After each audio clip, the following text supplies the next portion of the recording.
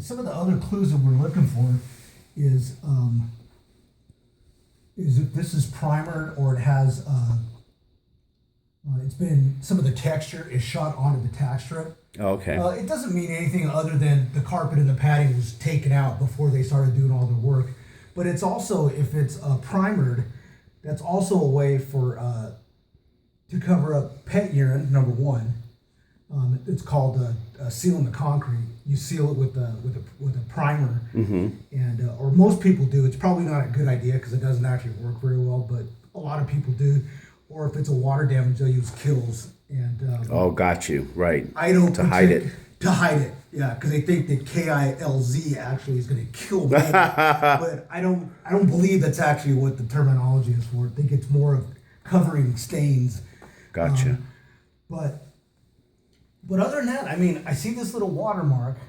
It bothers me, but I can't go past that. I don't smell it. I don't see any other clue that would cause me to want to pull this off and investigate it more. Right. So I think at this point, we could probably consider it decent.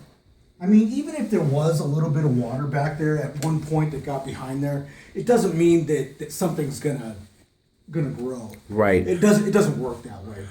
But if there was something there that's pre-existing, it had been there and then it got wet again, maybe. Kind of like that situation we had in Fontana on that island that you checked out.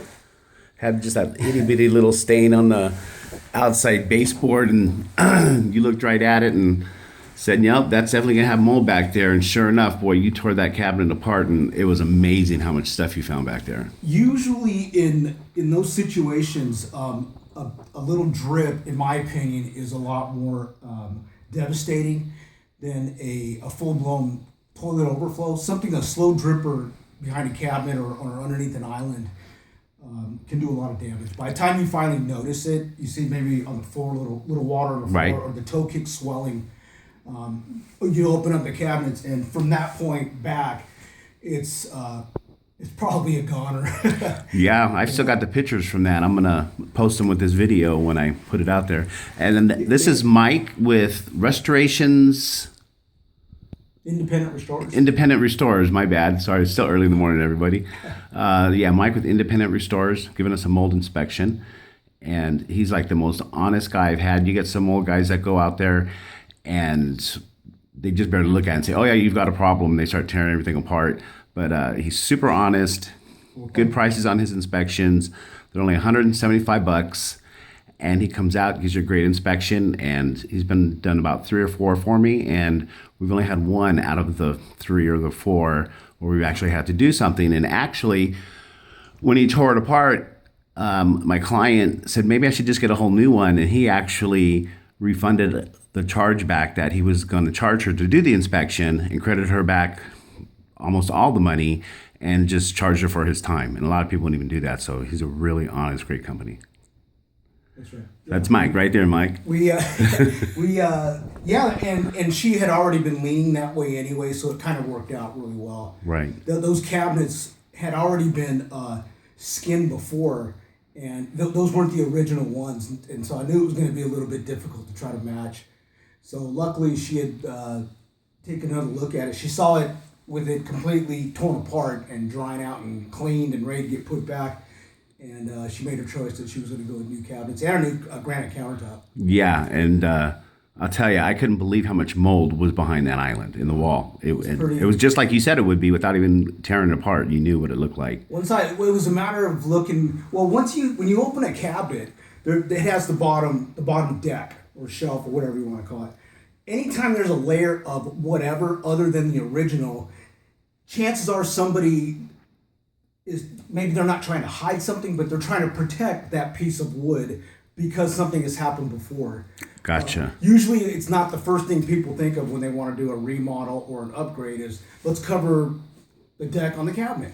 But once something's leaked underneath there and it starts to swell or they start smelling it, they might fix the leak. Maybe it's an angle stop or something that drips. It happens all the time.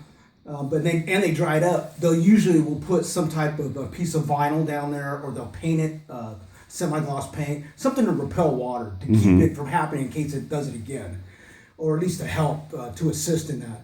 And in that situation, they had a layer of skin, cabinet skin over the top of it, and it had been separating, and I could smell it right away. And homeowner was trying to explain the situation and that everything had been handled. And I asked them if they minded if I kind of went through it a little bit further, and they were okay with it. I knew I was going to find something.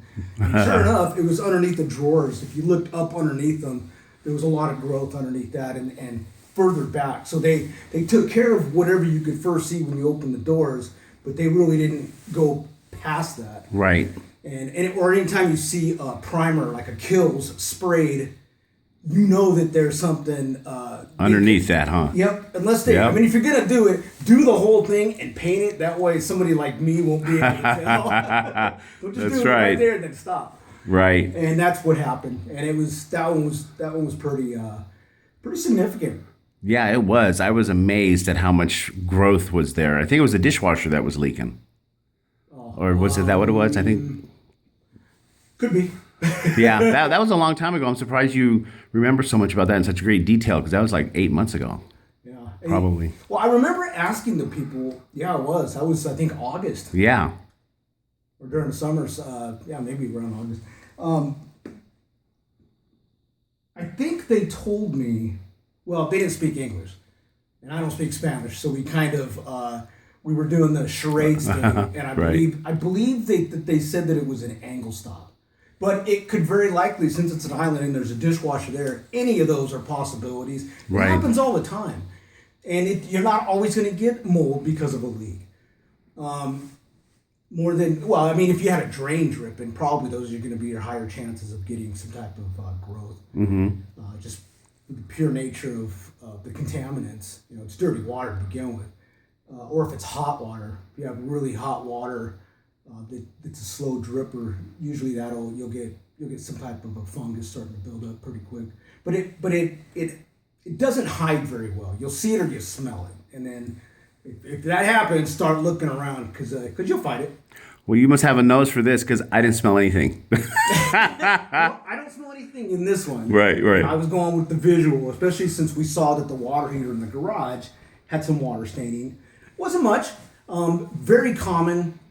An easy fix, relatively, I mean, in comparison to the island. Right. But, I mean, super common. Okay, cool. So, it doesn't look too bad. So all you real estate agents out there, mortgage people or homeowners, anybody who needs a mold inspection, give Mike a call. Want to give him your number, Mike? It is 951-235-6048. Okay. Make sure you guys play this back so you get that number. And this is Clyde with TDR Real Estate Group. And you guys have a great day. Thanks, Mike. Thank you.